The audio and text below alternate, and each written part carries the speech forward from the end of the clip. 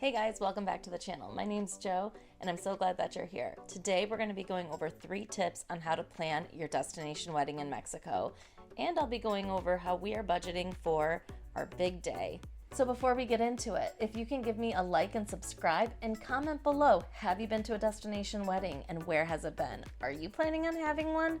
If you can share down below, I would greatly appreciate it. So the 3 things that I'm going to be discussing today are picking out a resort and how to do that. And once you pick out your resort, picking out a package that makes the best sense for you, and vendors and how to find your vendor to make your day perfect. At the end, I'll be discussing our budget and what we're planning on spending.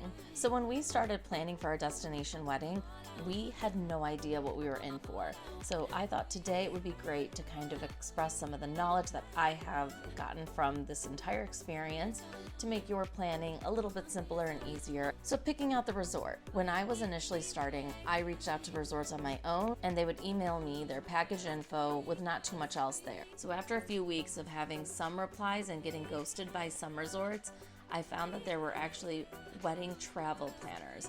It's much different than an actual, wedding coordinator, wedding planner, but what they do is actually pick out resorts for you within your budget and what you're looking to spend overall and what your guests are going to spend. There were so many resorts that I really liked. The packages looked awesome, but then when I looked at the room rates, they were just way too high for what I wanted my guests to spend for my wedding. The most important thing to me was a cost-effective vacation for my guests and a reasonable wedding for us to pay for. So during one of our Zoom meetings, they actually made a slideshow of 3 different resorts that fit the budget and how much we were wanting to spend and how much we thought that would be reasonable for our guests. The other questions that they asked were, do you need adults only? Do you want a family-friendly resort? Do you want a large resort? Do you want a small resort? Do you mind if there's more than one wedding per day at the resort? So those were some of the questions that we had to answer ourselves. For us, we actually didn't care if there were more than one wedding per day, just meant it was a machine. And we wanted a family-friendly resort. We also wanted a large resort. Since there's going to be so many guests, we wanted to make sure that there were enough rooms available. So my biggest piece of advice for picking out your resort: choose a wedding destination travel planner. And the great thing, they set up a website for us and they are handling all the wedding reservations. So everyone is just booking through them. It's gonna make life a lot easier. Picking out our wedding package. This was combined with that same meeting that we had with the travel planner about which resort we wanted. During that meeting, they found resorts that would work well for a fusion wedding. This came into the portion of, what do we want to spend? So 2 of the resorts had South Asian wedding packages that we could customize to be more fusion. One of the resorts was a custom build, you choose what you want. So in these wedding packages, it kind of allows you to choose the location of your event, as well as what kind of food, the amount of events you want, as well as the guest count. When you are looking at the wedding packages at whatever resort you're getting married at, where the locations of these packages are offering for your reception. At Barcelo, where I'm getting married, depending on which package you get, it can determine if your reception's inside or outside, if there's dancing, if it's just a dinner. So the package that we chose at Barcelo is Karma Love. That includes so many events. So we're going to be having a welcome party, have a Sangeet, and then we'll have our wedding during the day, and then a reception on the beach at night. If location is important, you may either want to spend more for a certain package, or you might see that it might be worth it to spend less. Maybe not everybody wants a reception on the beach in the middle of July. You might want to have an indoor reception in one of the ballrooms. So some of the packages might include things that you're not necessarily going to use, but the overall cost will be lower than if you got everything a la carte. Now we'll get into vendor fees.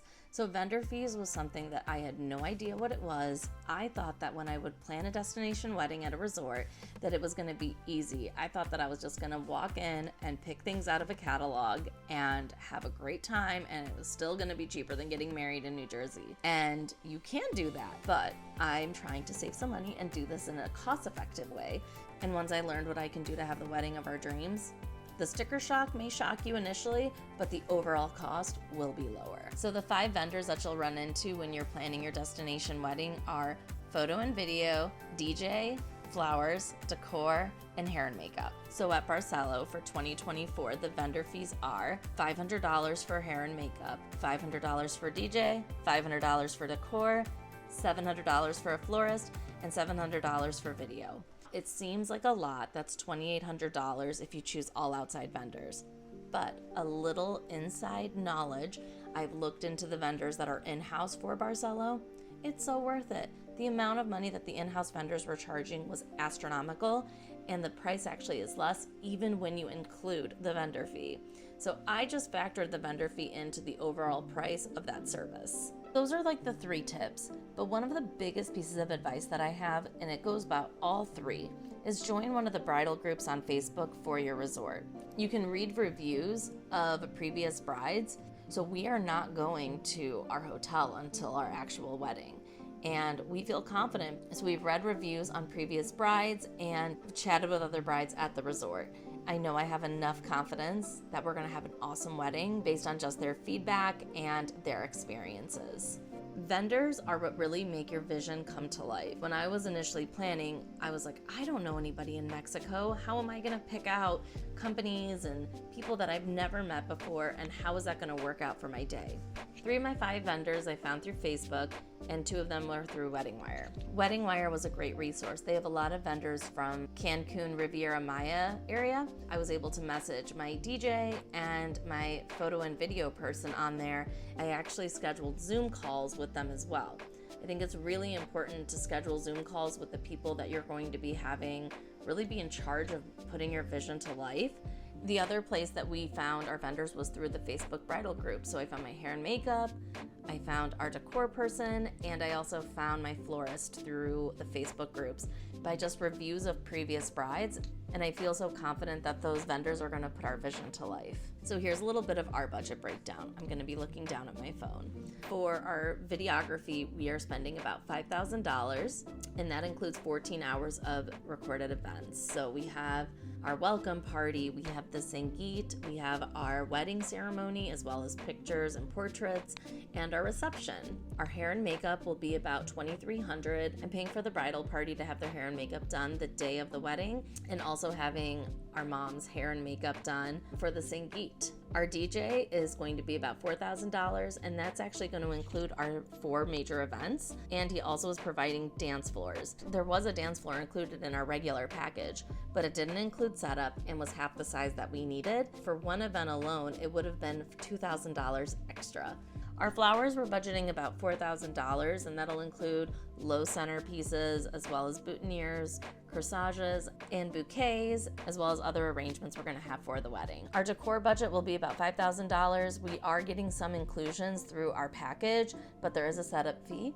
So we are gonna be happily paying that setup fee to get some of those items that in the catalog would be crazy expensive, but we're also using a vendor that's outside for the majority of our other decor. He's gonna be doing our lighting, our aisle runner, as well as different furniture that we're gonna have for the event. So for our vendors, we're budgeting about $19,000. Our vendor fees will be $28,000. And then with our package, we're budgeting for about 200 people. We have no idea how many people are gonna come. It more than likely will be less, but I think it's important to budget for more, and that way it'll be a happy surprise. Our package is called Karma Love, and it's $14,000 for the base package for 50 people. Every person over 50 is $70 a person.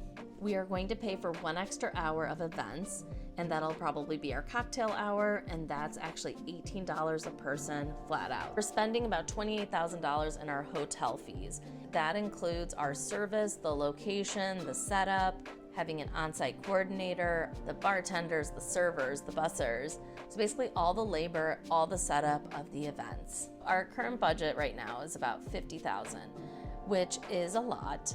We're just having a big wedding, and it is a South Asian wedding, which tends to run a little bit higher. But if we were in New Jersey, the prices are astronomical. The buffer that we plan on having is $10,000 to $15,000, so we're not having any sticker shock if things end up being a little bit more. Our buffer will include things like clothes, henna, additional decor, additional possible guests. Our plane tickets maybe will be in there, and our stationery. So our overall budget is about $65,000, and I hope to stay under it. And so once that day comes, I will give a full breakdown of what we are actually going to spend. I recommend sending your save the dates out 11 to 12 months in advance. This gives people time to plan any vacation time that they need, as well as save for the event.